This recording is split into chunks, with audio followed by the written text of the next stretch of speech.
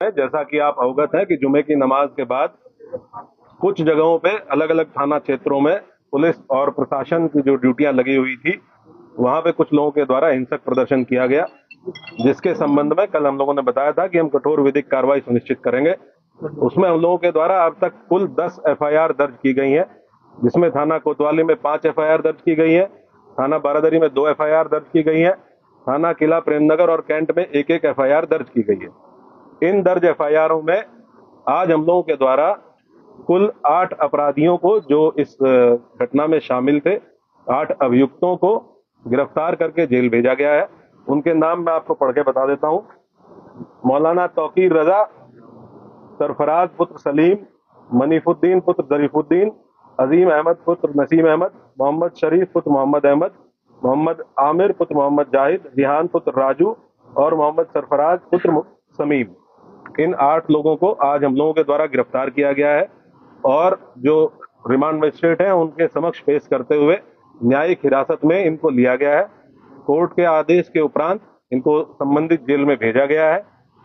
Total जो 10 FIR दर्ज हुई है, उसमें जो प्रमुख एफआईआर है थाना कोतवाली की, इसके बारे में मैं आपको बता देता हूँ। एफआईआर नंबर 489/25, जिसमें भारतीय न्याय संहिता की धारा 109(1), 109(2), 118(2), 121(2), 189(5), 191(2), 195(1), 196(1), 196(2), धारा 223, 310(2), 324(5), 324(6), 61(2), धारा 62, आपराधिक कानून संशोधन अधिनियम धारा 7, सार्वजनिक संपत्ति नुकसान निवारण अधिनियम धारा 3 और सार्वजनिक संपत्ति नुकसान निवारण अधिनियम धारा 4।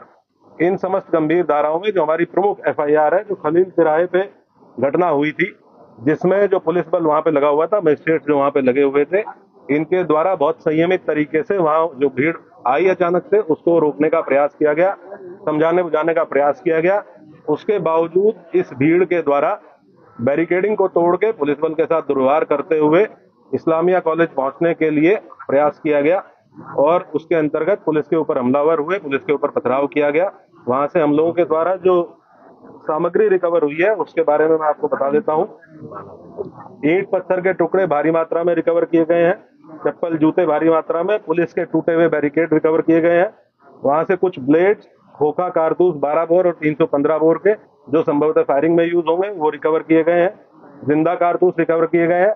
एक तमंचा 12 बोर का, जो संभवतः वहां किसी उपद्रवी के पास से गिर गया था भगदड़ में, एक ये रिकवर किया गया है। अवैध चाकू, लाठी, डंडे और कुछ कांच की टूटी हुई बोतलों के टुकड़े, जिनसे पेट्रोल की बदबू आ रही है, जो संभवतः पेट्रोल भर के लाया गया था, ये सारी चीजें वहां से